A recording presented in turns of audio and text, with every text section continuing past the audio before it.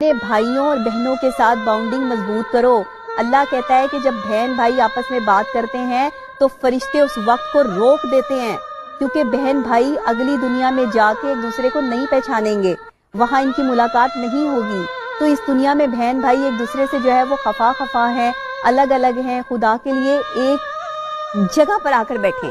یہ بہن بھائیوں کا جو معاملہ ہے یہ بڑا کریٹیکل ہے، اس کو سمجھیں۔ آپ یقین کریں کہ میں اس بہن بھائی کے معاملے پہ ایموشنل ہو جاتی ہوں۔ بہن بھائیوں کا رشتہ اتنا کمال ہے کہ اللہ نے فرشتوں کو حکم دے دیا کہ وقت کو روک دو، یہ بہن بھائی آپس میں بات کر رہے ہیں۔ کیسی خوبصورت بات، کبھی سوچیں، اس درد کو محسوس کریں۔